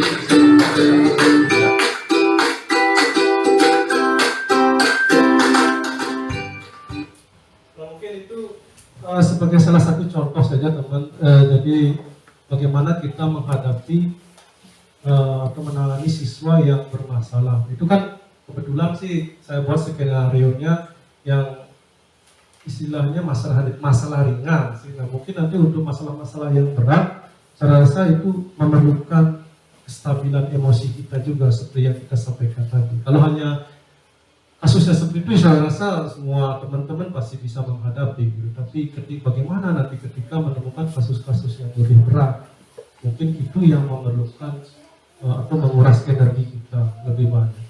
Nah, untuk lebih jelas lagi mengenai segitiga restitusi, teman-teman sebagai ini akhir juga bisa melihat video.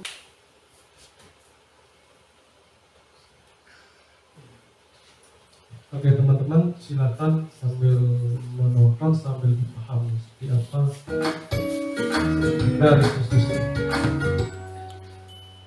Salam dan bahagia Ibu dan Bapak guru hebat. Pada video kali ini kita akan membahas tentang salah satu program disiplin positif yang diterapkan di lingkungan sekolah yang dikenal dengan nama restitusi.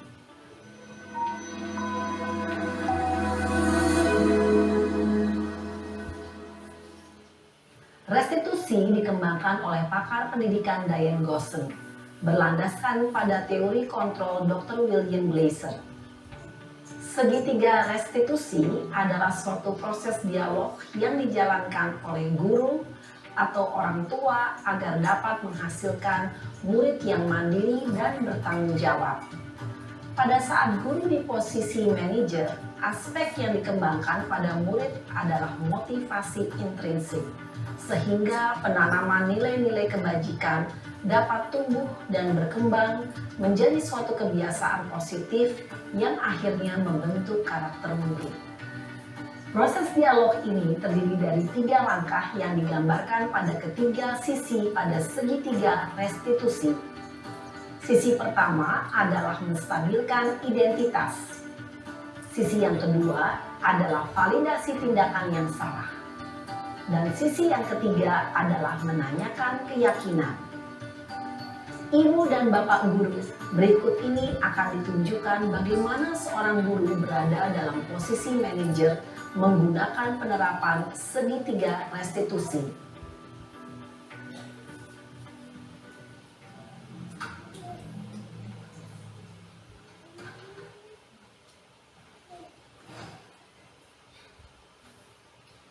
Siang Sarah, Siang Pak. sudah lama nggak ketemu Sarah. Kenapa hari ini ada di sini? Kesel Pak, kesel banget. Masa aku dikatain tukang fitnah Pak? Ya aku marah lah. Aku balik ngatain Eka di depan kelas. Kesel banget. Oh begitu. Ya pasti kamu marah dan kesal. Bapak juga Tidak akan marah menentukan sikap. apabila ada yang... Kamu meyakini tidak? Menghargai orang lain itu penting buat kamu. Yakinlah Pak. Iya, setuju. Kita harus saling menghargai. Namun, ada juga keyakinan yang kita sepakati yang perlu kita jalankan apabila kita sedang marah, bukan? Ya saya bisa lebih proaktif. Mulai dengan diri sendiri.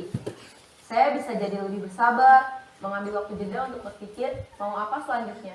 Kira-kira kamu bersedia memperbaiki masalah ini tidak? Bersedia Pak. Kalau kamu memperbaiki masalah ini, kamu akan menjadi orang seperti apa? Saya akan menjadi orang yang bertanggung jawab kali ya Pak. Dan senantiasa proaktif. Iya, menurut kamu bagaimana rasanya menjadi orang seperti itu? Ya nyaman lah. Bangga bisa bersabar dan menahan diri. Baiklah kalau begitu. Yuk kita pikirkan bagaimana memperbaiki masalah ini.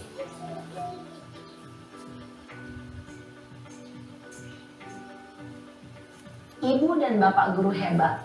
Baru saja kita menyaksikan contoh bagaimana seorang guru berada dalam posisi manajer menggunakan penerapan segitiga restitusi. Mari kita bahas satu persatu. Pada sisi pertama, menstabilkan identitas berdasarkan pada prinsip bahwa membuat kesalahan adalah bagian dari proses pembelajaran. Sisi pertama dari segitiga ini berperan menggeser identitas murid dari identitas gagal ke identitas sukses. Murid yang sedang bertingkah laku yang tidak pantas atau menarik diri saat itu sedang mengalami identitas gagal. Bila kita mengkritiknya, maka posisi dalam menerapkan segitiga restitusi perlu diperhatikan beberapa hal. Oke teman-teman, saya rasa hanya itu yang bisa saya bagikan mengenai materi budaya positif, dan melalui video-video tersebut saya berharap teman-teman bisa memahami apa yang saya bagikan. Mungkin sebelum saya akhiri, ada yang teman-teman ingin diskusikan atau ditanyakan terkait materi tadi, nanti kita diskusikan. Saya buka mungkin 3 penanya dari teman-teman. Kalau ada dari Pak Uka, Bapak Giti, Ibu Mami, atau Buloni, atau mungkin ada kira-kira.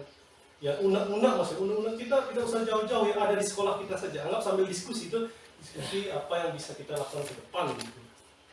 Teman-teman, kalau ada. Tapi kalau tidak ada juga saya tidak memaksa. Oke. Baik, terima kasih. Pak Guru sudah menjelaskan sebagai hal tentang budaya positif. Sesungguhnya apa yang sudah disampaikan tadi, jika memang kita terapkan betul-betul tentang ini, ya saya rasa sekolah akan menjadi maju dan siswanya akan menjadi siswa yang hebat. Begitu. Tetapi kalau kita melihat dari apa materi yang sudah disampaikan dan jika kita kaitkan dengan keberadaannya kita di sini, siswa-siswanya kita, mungkin berbeda atau ada tempat-tempat di mana yang mendapat hal-hal yang sesuai, ada juga yang memang ini karena situasi dan kondisi makanya seperti itu ya Pak. Jadi tadi yang sudah dijelaskan mengenai bahwa tentang teori motivasi manusia itu kan secara umumnya ada dua, ada eksternal, artinya yang ini ada eksternal dan internalnya gitu. Mungkin kalau kita sesuaikan dengan kenyataan di sini, untuk internal, dalam teori internal ini kalau saya lihat mungkin berat sekali karena belum ada siswa-siswi yang mempunyai keyakinan bahwa yang meyakinkan diri mereka itu bahwa mereka itu akan jadi apa ke depannya. Mungkin hanya sebatas karena keterpaksaan orang tua, atau mungkin karena takut dari guru, atau mungkin karena melihat kawannya yang berhasil, atau melihat contoh-contoh dari kawan-kawan lain, sehingga mereka ingin untuk mengikuti jejaknya mereka tanpa ada keinginan dari diri sendiri untuk seperti apa mereka ke depannya gitu. Artinya keinginan dari diri sendiri itu memang belum ada kalau saya lihat. Kebanyakan itu karena takut, karena ya seperti itu. Jadi mereka untuk ini keyakinan internal itu memang sangat kurang. Jadi mungkin ini adalah pertanyaan serius kita sering bersama, bahwa kira-kira hal yang seperti itu bagaimana untuk kita bisa meyakinkan siswa ini supaya mereka lebih meyakinkan diri mereka itu bahwa tujuan pendidikan itu atau masa depan mereka itu supaya mereka lebih percaya bahwa mereka akan jadi apa ke depannya. Kira-kira solusinya atau caranya seperti apa supaya kita lebih meyakinkan mereka, supaya jangan kesannya hanya mereka takut guru, hanya takut orang tua, atau hanya melihat kawan-kawan yang lain saja sehingga mereka sekolah atau menuntut sebuah ilmu, dalam hal ini sekolah. Itu pertanyaan pertama Pak. Artinya untuk kita sharing bersama sebentar. Yang berikut lagi, yang kedua, sisi kebutuhan manusia tadi itu saya lihat tadi sekitar 5 tadi yang di ini 5. Jadi ini masih menyangkut dengan keberadaan yang ada di sini juga seperti ini. Artinya jika situasinya apakah jika siswa itu adalah siswa yang kita anggap dia nakal atau apa segala macam begitu, dia melakukan hal-hal yang memang temannya yang satu mungkin tidak merasa nyaman dengan caranya dia, tapi sesungguhnya itu dia hanya melakukan karena memang tuntutan sebuah kebutuhan. Karena tadi sudah dijelaskan kebutuhan manusia seperti apa, tuntutan sebuah kebutuhan. Tetapi cara untuk menyatakan dirinya untuk memenuhi kebutuhan itu mungkin yang salah. Jadi kira-kira satu contoh saja, dalam hal ini mungkin dia sudah melakukan asusila, contohnya ada ini teman perempuan jika dia laki-laki begitu. Kira-kira bagaimana kita mencari solusi dengan hal tersebut? Artinya karena kalau kita melihat, karena memang itu adalah kebutuhannya dia, tetapi di lain sisi lagi dia sudah menyakiti kawan atau merendahkan kawan atau melecehkan kawan begitu. Kira-kira bagaimana kita mencari solusi untuk hal itu supaya kita sama-sama imbang, artinya sama adil seperti itu. artinya ada keadilan untuk dia juga, dan ada keadilan juga untuk kawan yang memang sudah dibuatnya tadi, seperti itu. Dan pertanyaan yang ketiga tadi untuk posisi yang sudah dijelaskan tadi, posisi artinya kita sebagai posisi kontrol gitu. Posisi kontrol itu salah satunya yang perlu memang kita hindari, dan memang kita harus hindari itu adalah menghukum. Menghukum seperti apa yang sudah dijelaskan tadi, sudah banyak juga video yang kita sudah nonton, dan memang arahnya hal-hal yang positif begitu ya. Tetapi bagaimana dengan keadaan yang ada di sini, atau aturan-aturan sekolah yang ada yang kita sudah menjadi kesepakatan bersama. Artinya menghukum di sini kan tidak saja secara verbal saja, kita mengata-ngatai atau kata kasar, bahkan mengeluarkan siswa dari sekolah saja sudah hal yang sangat ya kita tidak bisa kita kaitkan dengan materi yang kita dapat. Kira-kira bagaimana dengan itu? Kira-kira bagaimana dengan itu? Padahal sesungguhnya itu sudah bukan hanya sebatas menghukum lagi, tetapi kita sudah menghapus niat atau masa depan seorang siswa dengan cara, walaupun banyak data, banyak alasan yang kita sudah temukan yang menunjang tentang kesepakatan kita bahwa siswa itu harus diputuskan, harus dikeluarkan seperti itu. Kira-kira seperti itu saja mungkin yang menjadi pertanyaan untuk kita sharing bersama. Terima kasih.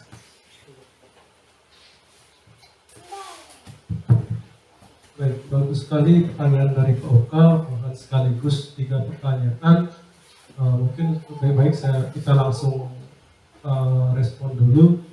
Ini saya melihat Pak Oka begitu menyerap materinya, bahkan di setiap materi ada pertanyaannya, dan mungkin teman-teman yang lain saya rasa juga seperti itu. Artinya apa yang saya sampaikan masuk di hati teman-teman.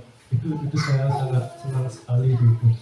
Jadi yang pertama tentang motivasi ya, memang untuk siswa, jangankan siswa, kita saja dulu kan, waktu mungkin jenjang SMP, bahkan sudah SMA pun kita tidak ada motivasi dari dalam diri, kita mau arahnya kemana, kan begitu kan. Apalagi ini anak-anak masih jenjang SMP ya, notabene dia masih cenderung dalam posisi dalam dunia bermain seperti itu. Mungkin dia arah untuk masa depan itu atau tujuan dia mengenyam pendidikan itu masih sedikit. Ya mungkin di sini ya peran kita sebagai guru-guru saya rasa untuk ya senantiasa dalam mengawali mungkin pembelajaran, mungkin salah satu yang bisa lakukan ya kita memberikan pencerahan-pencerahan atau mungkin kata-kata motivasi atau mungkin cerita-cerita yang berkaitan dengan motivasi, bisa dari cerita fiksi maupun non fiksi mungkin bisa kita sampaikan, atau kita bisa menceritakan kisah-kisah sukses orang-orang di lingkungan mereka. Saya rasa mungkin itu bisa kita lakukan untuk menumbuhkan motivasi intrinsiknya. Karena tapi tetap sih memang kalau dengan menceritakan kesuksesan itu kan masih bersifat eksternal gitu. Tapi artinya dengan seringnya kita menceritakan kesuksesan orang, mungkin bisa jadi lama-lama dia akan tumbuh secara alami itu dari dalam dirinya. Mungkin itu yang bisa kita lakukan kalau menurut saya. Mungkin teman-teman yang lain nanti punya pendapat lain bisa menambah masukan. Kemudian yang berikutnya posisi ya, betul ya? Ada yang kebutuhan 5 kebutuhan dasar. Memang betul yang disampaikan oleh Pak Oka. Jadi begini kan, karena masing-masing individu ini kan punya 5 kebutuhan dasar. Otomatis dalam pemenuhan kebutuhannya pasti antara pemenuhan 5 kebutuhan dasar individu yang satu dengan yang lain dalam kondisi tertentu pasti akan berbenturan, Pak Oka. Mungkin itu yang saya paham. Jadi sama halnya tadi, seperti murid punya 5 kebutuhan dasar, dia melakukan suatu penyimpangan perilaku. kita sebagai guru pun juga punya 5 kebutuhan dasar.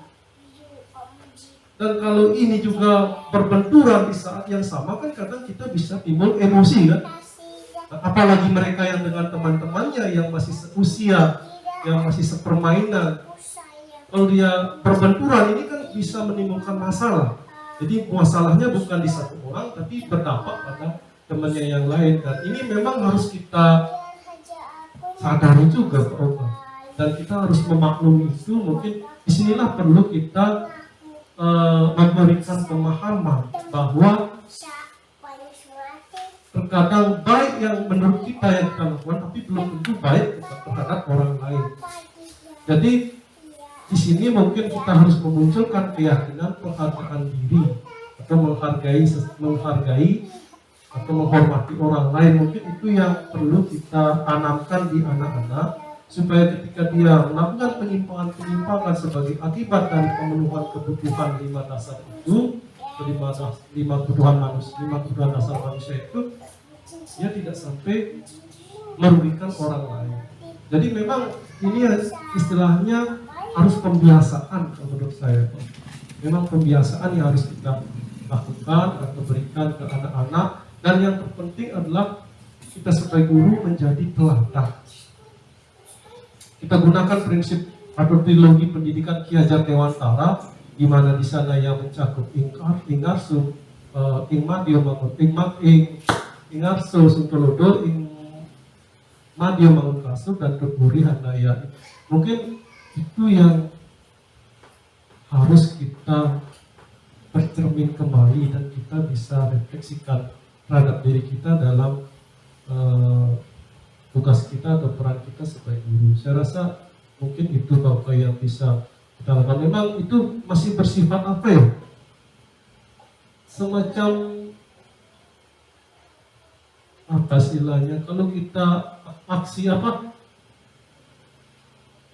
Solusi yang pasti itu mungkin tidak ada gitu Bapak. Karena ini kan bersifat harus konsisten. Walaupun kita punya ide seperti ini saya misalkan. Harus begini, tapi kita lakukannya seminggu saja gitu. Nah itu sama saja bohong. Walaupun kita sudah berperilaku atau melakukan atau menerapkan teori-teori ini, tapi hanya seminggu. Nah itu saya rasa kurang efektif. Intinya di sini adalah kekonsistenan menurut saya. Jadi berikan pemahaman ke mereka, ke anak-anak bahwa kita harus menghormati orang lain. Saya rasa itu.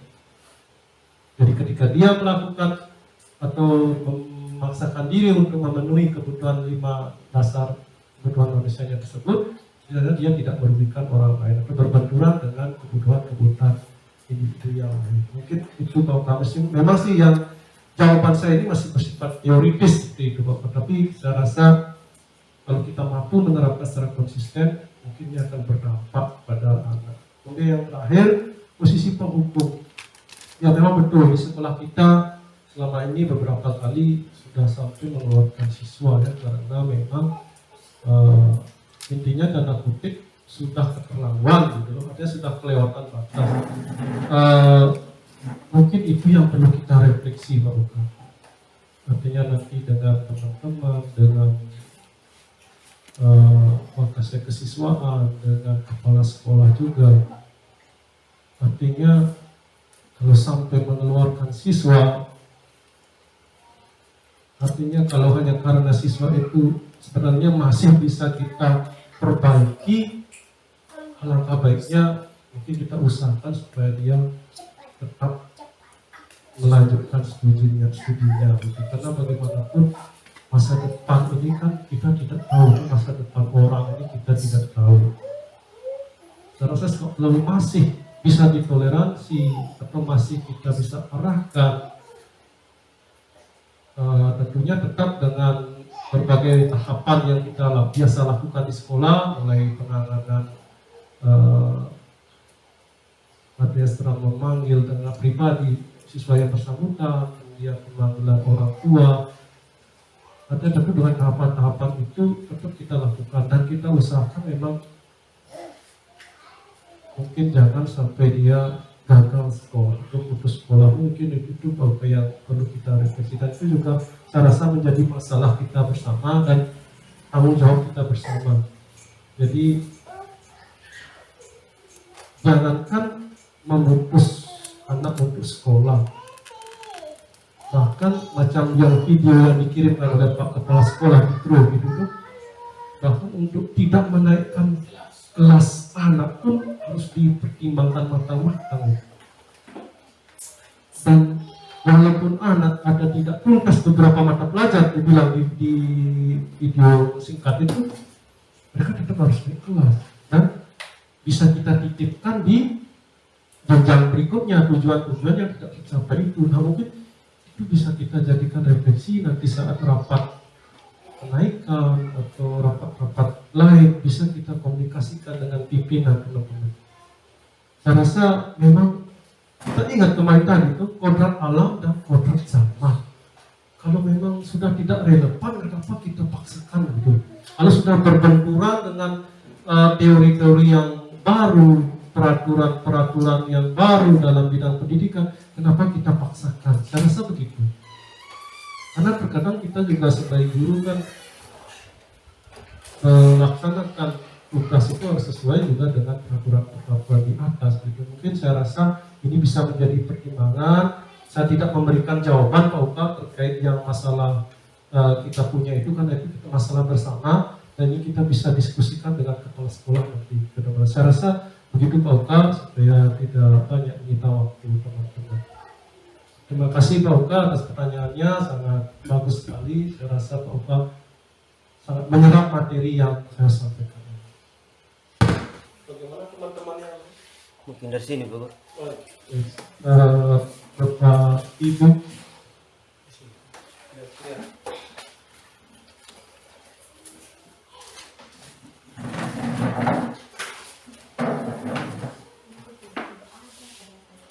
Ya, terima kasih atas kesempatan yang diberikan kepada saya. Saya sangat berterima kasih dan sangat apresiasi ini pembekalan hari ini.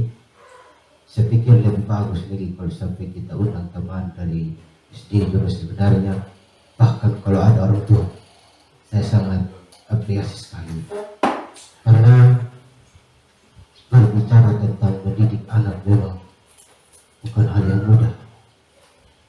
Karena perangkat di sini tadi ada satu kalimat yang ditunjukkan oleh siapa tadi, pendapat teori tadi, bahwa berpihak pada anak. Ini sebenarnya kesungguhan dan seutuhnya seorang guru itu ada tidak mudah. Berpihak pada anak atau sungguh-sungguh melayani anak memang sangat dibutuhkan. Tapi kembali lagi, kalau pribadi kita sebagai guru yang mungkin barangkali dipengaruhi dengan faktor psikologis atau yang dikatakan oleh psikologi sendiri. Kadang sama yang kita alami, kadang musim hujan, kadang panas juga seperti itu. Jadi memang kalimat untuk berpihak pada anak, saya secara pribadi yang sudah punya anak juga susah sekali untuk saya terapkan. Saya sangat apresiasi itu. Lalu berangkat daripada itu yang bilang berpihak pada anak, di endingnya sebentar kalau situasinya atau sikapnya sudah tidak memungkinkan, pada akhirnya alternatif yang saya ambil adalah hukuman. Padahal itu adalah salah sebenarnya. Karena sesuai perkembangan zaman, ada juga satu kontrak zaman itu. Yakinnya saya sekarang ini, saya sebagai guru masih kembali ke zaman yang dulu. Salah satu contohnya bahwa ketika saya lihat barangkali peserta didik itu berdiri hormat saya selamat siang atau selamat pagi. Tapi sekarang saya jarang sekali untuk menentukan itu. Yang menjadi pertanyaan refleksi bagi kita sebagai guru, bagaimana kalau kita sampai hilangkan yang namanya kontrol hukuman? Karena hanya kontrol manajer atau teman. Sedangkan teman juga punya efek negatif. Nanti kalau bukan tidak ada sekolah, ya sudah, kalau ibu tidak ada berat, orang melawan sudah. Kira-kira begitu. Lalu berikut lagi berkaitan tentang motivasi internal maupun eksternal. Saya pikir ini tergantung atau berangkat dari visi anak itu seperti apa. Kalau memang anak yang barangkali orang tuanya sukses, pasti anaknya juga termotivasi untuk sukses. Kalau anak yang petani berarti juga seharian itu juga yang dikerjakan. Karena persoalan ada pepatah yang mengatakan atau sering temukan di yang terjadi di masyarakat ini bahwa buat apa nak ke sekolah, persoalan RT, RW, apa dia sudah ada seperti itu. Jadi memang ini motivasi seperti ini yang memang mulai dari kita sebagai orang tua maupun guru barangkali. Jadi memang kalau kita hanya memakai motivasi internal saja memang agak susah. Jadi perkembangan anak untuk motivasi hal yang baik itu harus didukung dengan motivasi eksternal. Kira-kira begitu bagaimana. Lalu yang berikut lagi berkaitan tentang keyakinan. Ini memang saya ini bukan persalahkan tentang keyakinan bahwa itu adalah hal yang positif. Sedikit tidaknya serta dipertanyakan dulu. Karena kalau kita sudah buat peraturan saja, anak-anak ini tidak mau dengar nih. Apalagi yang bilang namanya keyakinan. Begitu. Jadi kira-kira kalau kita buat yang namanya keyakinan kelas itu seberapa efektifkah terhadap anak? Atau kita lakukan setiap hari pada saat dia buat kesalahan, atau kita harus tulis? Kira-kira bagaimana? Itu pertanyaan yang pertama. Lalu berikut lagi berkaitan tentang posisi kontrol tadi ini yang menjadi finishing adalah posisi manajer. Saya secara pribadi mengakui Bapak materi ya berat sekali untuk saya terapkan kira-kira begitu. Karena untuk saat ini maka seberang kata keyakinan dan peraturan, kita lakukan peraturan saja dengan anak itu terima dengerin. Apalagi kalau bilang kesadaran diri. Lalu berikut lagi ini mungkin contohnya pemberian hukuman. Kadang yang saya alami dan bahkan saya lihat juga hukuman atau pemberian konsekuensi trilogis kan. Kalau di dalam kelas barangkali kalau anak-anak tidak mengerjakan tugas, saya kadang mengembalikan kepada anak atau teman-teman siswa itu kira-kira kita kasih hukuman apa.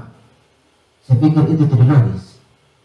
Sedangkan sebenarnya sudah saya butuh harus dia mengumpul tugas. Itu memang dilema juga buat saya.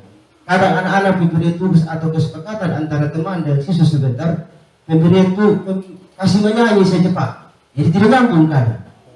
Saya kadang berpikir seperti itu, salah saya seperti itu. Jadi kalau kita memberi hukuman barangkali ya yang logis, konsekuensi yang logis, saya juga berpaham hari ini. Saya sangat mengerti bahwa tidak nyambung. Saya kembali ke memang kolaborasi antar siswa dengan guru untuk pemberian konsekuensi atau hukuman. Itu salah juga sebenarnya. Begitu.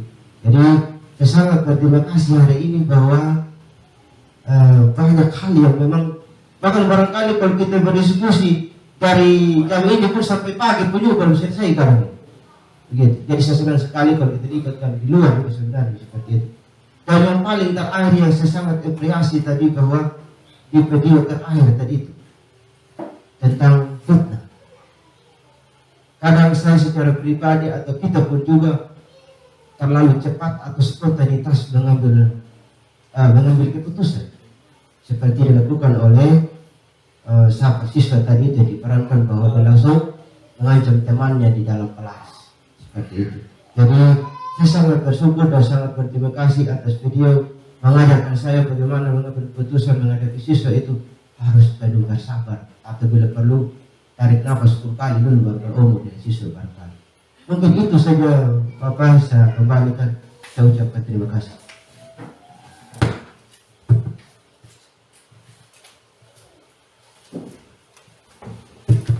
Baik, saya mengapresiasi sekali apa yang disampaikan oleh Bapak Gide, dan sama halnya seperti Pak Oka, mungkin teman-teman yang lain juga.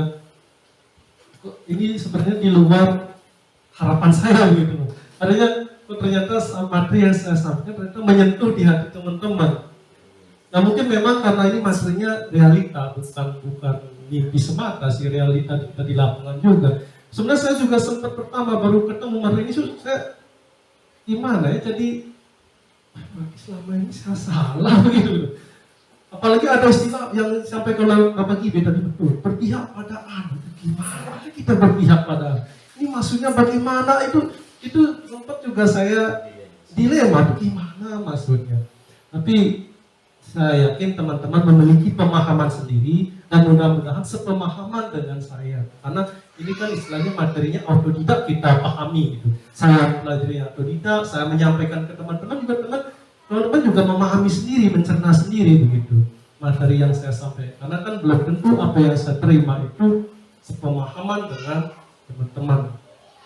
Tapi memang betul Bapak Gibe, kita diharapkan berpihak pada anak, bahkan ada istilah menghamba.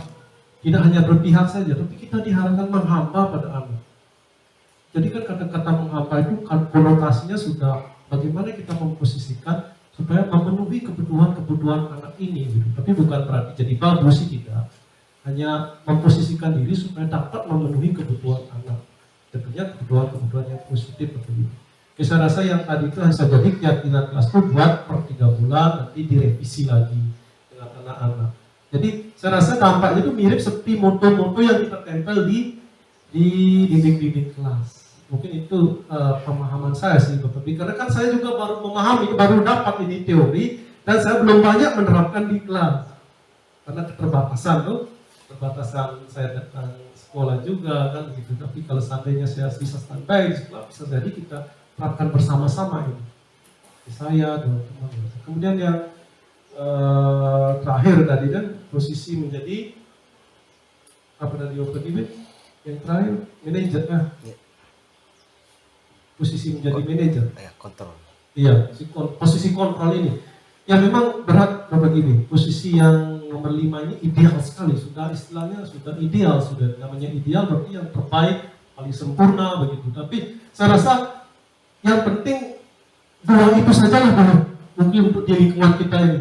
2 yang penghukum sama pembuat rasa bersalah itu mungkin kita kurangi. Bukan berarti kita tiadakan langsung, tidak. Maksudnya kurangi pelan-pelan gitu. Atau mulai kita ringankan sedikit lah. Yang pertama yang penghukum itu.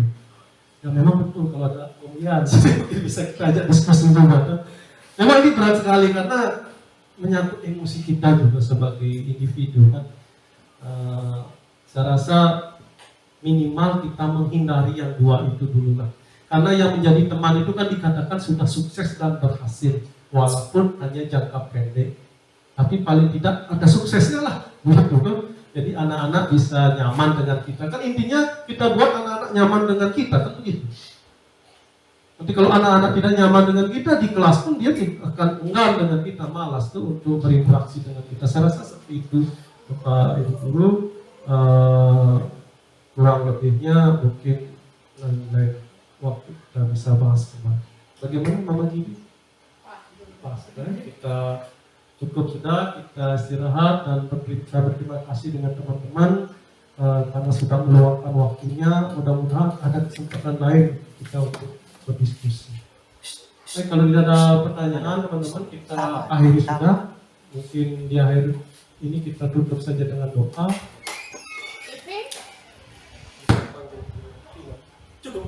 Ya. Memang terlalu banyak, tergantung teman-teman di luar. Mari kita mengakhiri kegiatan hari ini. Saya sampaikan ucapan terima kasih yang sebesar-besarnya atas kerjasamanya dan sudah membantu saya juga. Dan mudah-mudahan apa materi yang sudah saya bagikan ini teman-teman bisa pahami dan kita bisa terapkan di sekolah kita pada khususnya.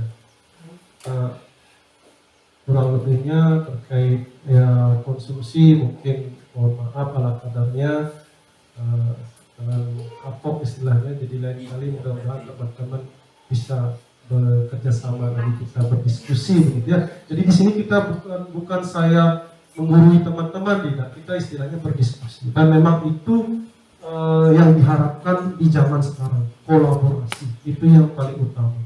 Jadi tidak ada guru yang paling hebat, guru yang paling bodoh, tidak ada. Jadi kita semua hebat di rel kita masing-masing, tapi kita harus memiliki persepsi yang sama dalam ruang kolaborasi nanti selama kita di sekolah ini, begitu tentunya ya. Baik, saya berharap ada satu teman yang kegiatan hari ini dengan doa. Oke, Bapak Giti bisa minta tolong kita akhiri dengan doa sesuai dengan keyakinan teman-teman.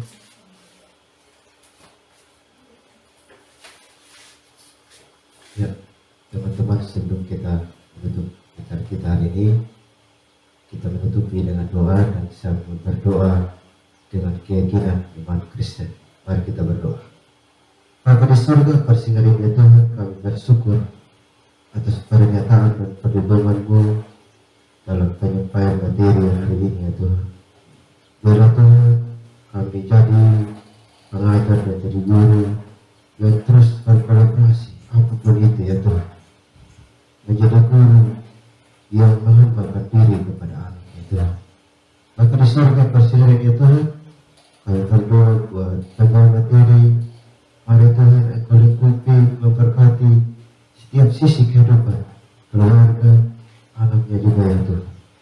Masa-masa ikuti program PT penggerak juga Tuhan, kami terpertaruhkan dalam tangan Tuhan. Biarlah semuanya Tuhan menghasilkan yang terbaik buat pribadi, buat sekolah dan anak-anak didikan itu. Bapa di surga, kami akan